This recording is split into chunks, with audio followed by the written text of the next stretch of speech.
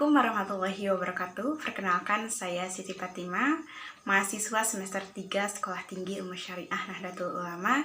Di sini saya akan menjelaskan tugas terkait peristiwa hukum, objek hukum, dan juga akibat hukum.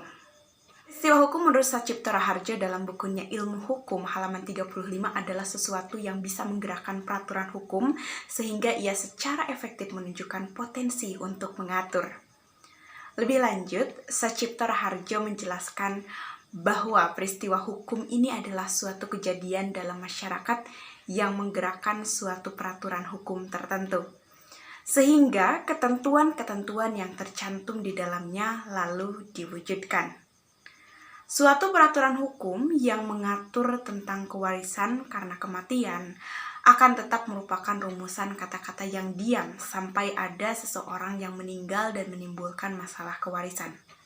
Kematian orang itu merupakan suatu peristiwa hukum. Secara lebih terinci, apabila dalam masyarakat timbul suatu peristiwa, sedangkan peristiwa itu sesuai dengan yang dilukiskan dalam peraturan hukum, maka peraturan hukum itu pun lalu dikenakan kepada peristiwa tersebut. Sacipto Raharjo menyimpulkan bahwa tidak setiap peristiwa bisa menggerakkan hukum. Apabila A mengambil sepeda motor miliknya sendiri, maka timbullah suatu peristiwa. Peristiwa ini tidak menggerakkan hukum untuk bekerja. Lain halnya apabila yang diambil A adalah sepeda motor orang lain. Di sini hukum digerakkan untuk bekerja. Oleh karena itu, hukum memberikan perlindungan terhadap orang lain yang mempunyai sepeda motor tersebut.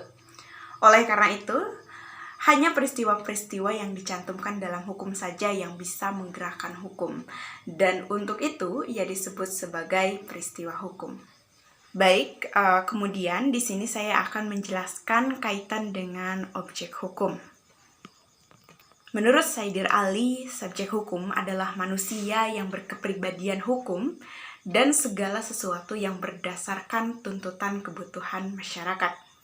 Demikian itu oleh hukum diakui sebagai pendukung hak dan kewajiban. Sedangkan menurut Algra, subjek hukum adalah setiap orang yang mempunyai hak dan kewajiban, jadi mempunyai wewenang hukum. Singkatnya, subjek hukum dalam hukum perdata terdiri dari manusia. Manusia merupakan subjek hukum karena sejak ia dilahirkan, bahkan di dalam kandungan, ia sudah merupakan pendukung hak dan kewajiban. Keadaan ini berakhir pada saat manusia meninggal dunia. Kemudian ada badan hukum. Selain manusia, badan hukum juga merupakan pendukung hak dan kewajiban. Badan hukum dapat melakukan perbuatan hukum layaknya manusia. Menurut hukum perdata, keduanya manusia dan badan hukum disebut sebagai orang atau person, yaitu pembawa hak dan kewajiban. Selain subjek hukum, kita juga mengenal objek hukum sebagai lawannya. Objek hukum adalah segala sesuatu yang berguna bagi subjek hukum manusia dan badan hukum dan yang dapat menjadi pokok atau objek suatu hubungan hukum hak karena suatu itu dapat dikuasai oleh subjek hukum. Yang ketiga, saya akan menjelaskan terkait dengan akibat hukum. Akibat hukum adalah akibat suatu tindakan yang dilakukan untuk memperoleh suatu akibat yang dikehendaki oleh pelaku dan yang diatur oleh hukum. Tindakan yang dilakukan merupakan tindakan hukum, yakni tindakan yang dilakukan guna memperoleh suatu akibat yang dikehendaki hukum. Lebih jelas lagi bahwa akibat hukum adalah segala akibat yang terjadi dari segala perbuatan hukum yang dilakukan oleh subjek hukum terhadap objek hukum, atau akibat-akibat lain yang disebabkan karena kejadian-kejadian tertentu oleh hukum yang bersangkutan telah ditentukan atau dianggap sebagai akibat hukum. Akibat hukum merupakan sumber lahirnya hak dan kewajiban bagi subjek-subjek hukum yang bersangkutan.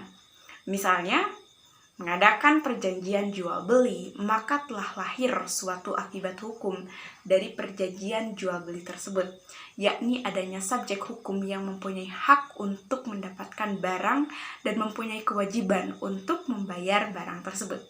Begitupun sebaliknya, subjek hukum lain mempunyai hak untuk mendapatkan uang, tetapi di samping itu dia mempunyai kewajiban untuk menyerahkan barang.